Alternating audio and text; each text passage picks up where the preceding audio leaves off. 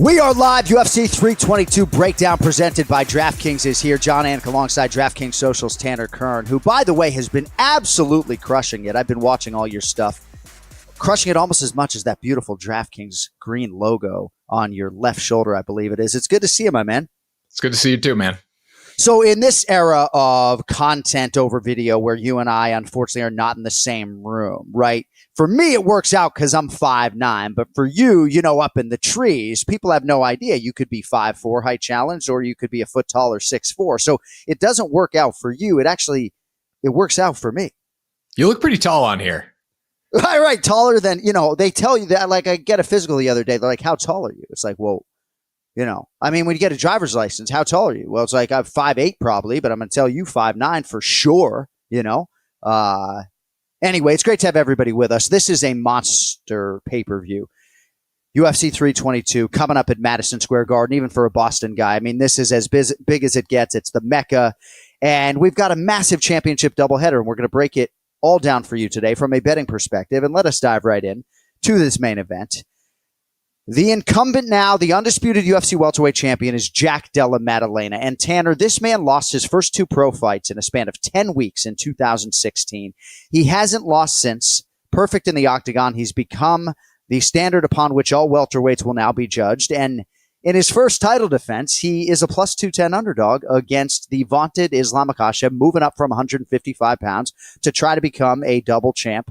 Not simultaneously. So what are your thoughts on a massive main event? And what do you think about the betting folks and how they can attack UFC 322?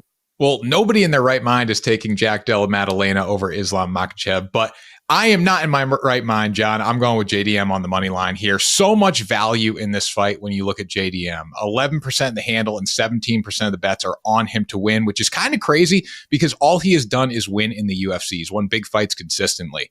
Now, Islam has some big names on the winning resume: Moicano, Poirier, Volkanovski, Oliveira, but the value here lies with the current champ. He's an absolute savage, and I think we're forgetting how good he is at welterweight.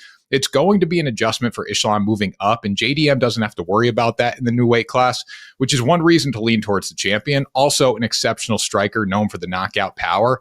And then when you look at the odds in this fight, he opened at plus 170. He's now plus 210.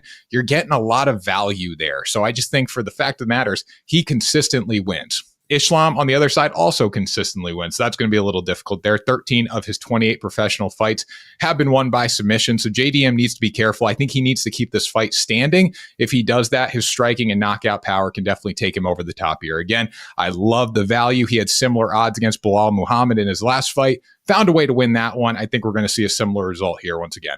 Yeah, I think the word value oftentimes in sports betting is overused. I think it applies here, though. And I think it's interesting when you look at where the line is and where it was and what Jack has done in this division. I think it really does come down to what you said, the rub of this fight.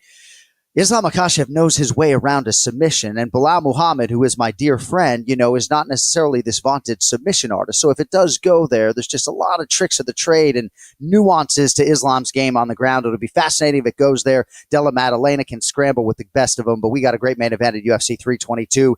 And that's not all, folks. If you like pick'ems, we got one. Valentina Shevchenko and Zhang Weili.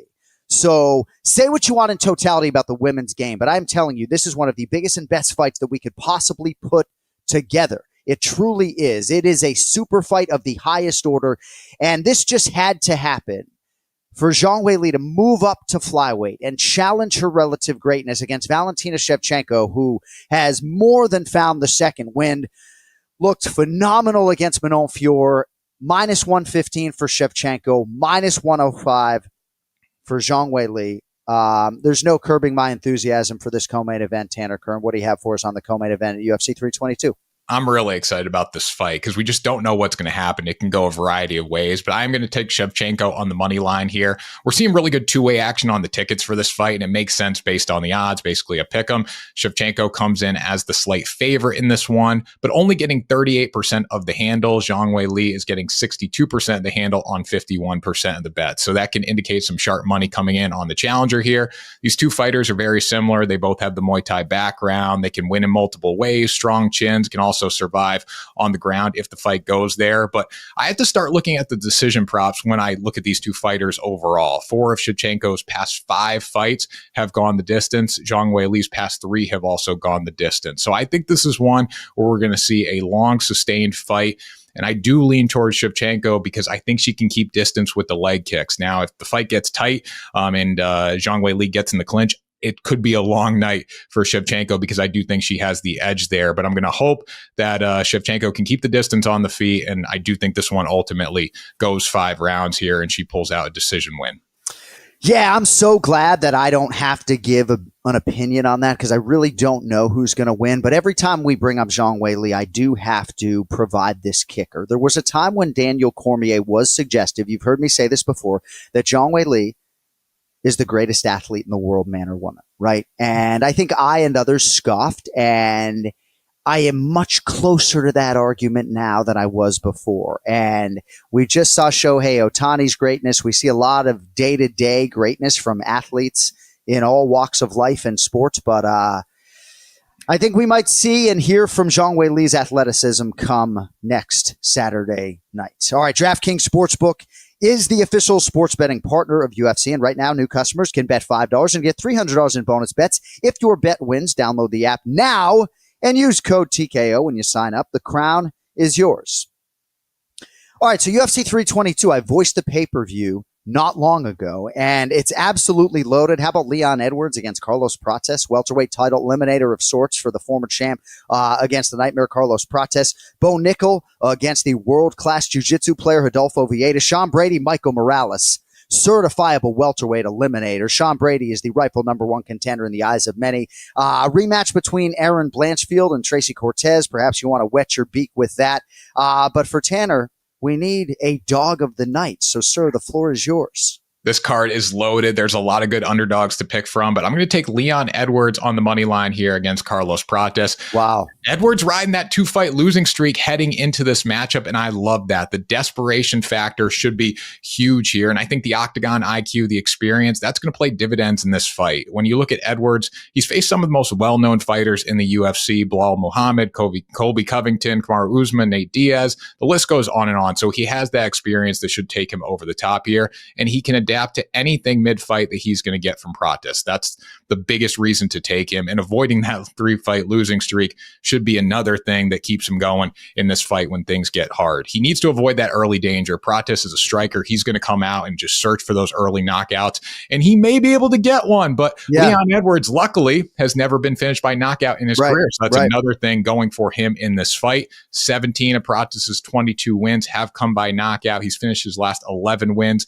by knockout, but he was just in the Contender Series in August of 2023. The experience is not there like Leon Edwards. And I think we're going to see him be able to survive here and win by a decision. Beautifully broken down. I just must add, man, there would be fear in me if I'm sitting on a ticket against Carlos Prates just because of the ferocity with which he strikes and the accuracy with which he lands. But I think you're right. It's got to be now or never for Leon Edwards. And, it's a good layout by you. All right. So, I'm contractually prevented from betting on combat sports. But one day, not long from now, I'm going to be 60 and I'm going to be able to do it. But for now, I can't. But when I do, I am a straight wager guy. But you want to, get a little juicy today for the men and women out there. So you have a parlay, as I understand it, that you would like to share with the audience, sir. Yeah, definitely. Well, hopefully I can do the UFC parlay justice like you bet on the NFL and MLB. I know you win some money there. Well, I'll be honest with you. Not of late, but 2024 was okay.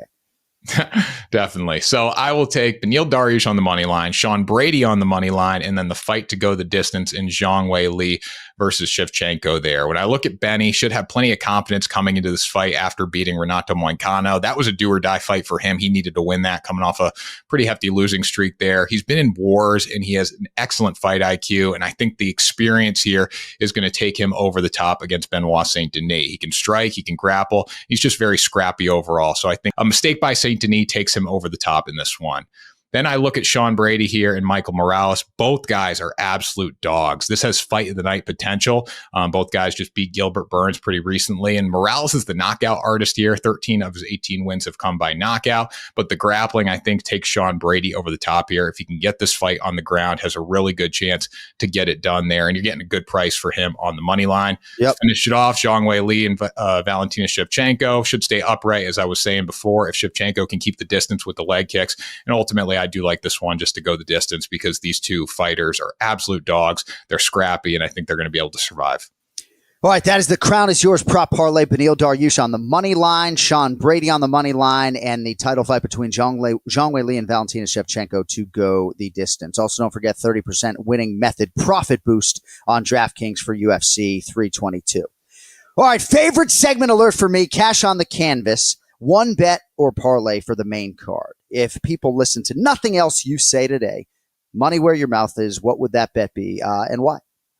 I'm going to go with JDM on the money line here. If you want to take him by knockout, go for it. Again, the winning method profit boost is also going to be money there. I love JDM here. I just think this is a spot where he's undervalued because people are looking at Islam and how dominant he's been. But JDM has the same resume in the sport. If he can keep the fight upright, he can land the big shot. Islam could make a mistake, and that leads to a big moment for JDM. The place is going to go nuts if he's able to win this one by knockout. I think his best route to victory is by knockout there. And again, for the odds, the value is fully with JDM. So if I'm making one bet, that's what I'm going with. There's a lot of good bets to make on this card, but I can't wait for the main event. No, I like it. And even though I'm calling the fight, I'm a man of veracity. I don't understand the plus 210. Islam Makhachev, for me, is the best pound-for-pound fighter in the world. But there are a lot of variables. He's the fighter moving up. I like the fact that he's been in New York for a month. I believe Jack Della Maddalena, certainly as of this taping, is in New York, but it's a long way from Perth, WA. And when it comes to leaving no stone unturned, Khabib telling Islam, hey, just, we're going to go to New York like 5.5, 6 weeks out. Islam says, whatever you say, we're born to suffer. So we'll see how it all goes down. But Tanner likes Jack Della Maddalena as the defending championship underdog this weekend in the main event at UFC 322. All right, thanks to our producer, Cody Merrow. Thanks to our entire fantastic team at DraftKings. For Tanner Kern, I'm John Anik. We will see you in advance of UFC 323 next month. But, of course, we'll see you live for the pay-per-view this Saturday night. Thanks for watching.